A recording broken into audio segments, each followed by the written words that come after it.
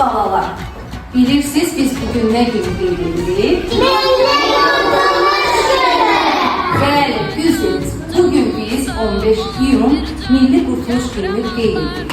Milli Qurtuluş günü Azərbaycan xalqı üçün ən önəmli günlərdən biridir. Əziz balalar, kimə nə deyə bilər? Bugün nə baş veribdir? Heydər Əliyev Azərbaycan xalqına xilas edib. O Azərbaycan xalqının yadları olur.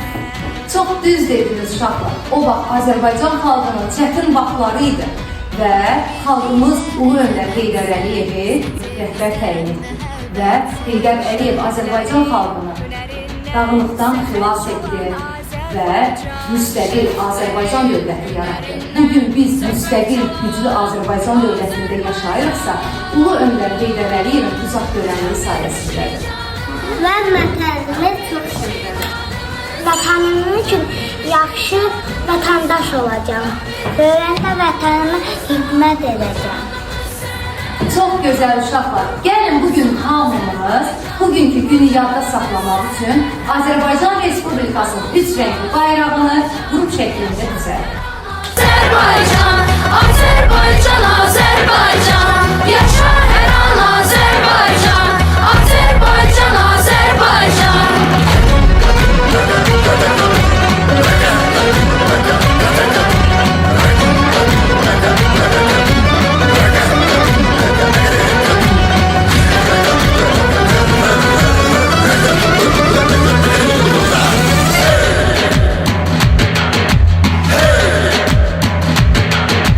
Azərbaycan gözəl diyar, səndə qürur, səndə vüqar, şöhrətinlə, qüdrətinlə, bütün dünya səni duyar.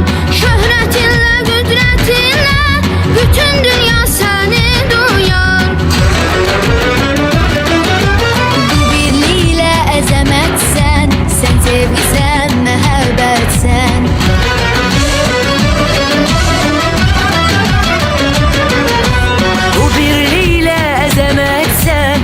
Sevgisen, məhəbbətsən. Şəhidlərin hünərindən zəfər çalan Azərbaycan. Şəhidlərin hünərindən zəfər çalan Azərbaycan.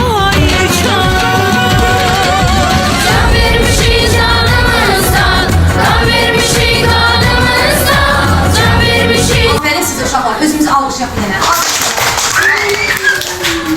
Canımız sənə hər an, qurban olsun Azərbaycan.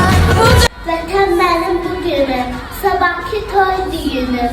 Haqqım var ki öyünüm, Azərbaycan deyəndə, ürəklərdə döyünüm, Azərbaycan deyəndə.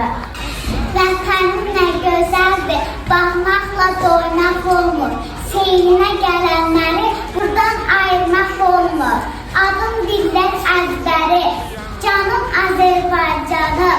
Sən salmışsan cahana, mənim Azərbaycanım. O dürəkçi, o nəzərsiz diyarımsan. Ocağına canım qurban Azərbaycan. Əzilsən də əyilməyən vüqarımsan. Bu çağına canım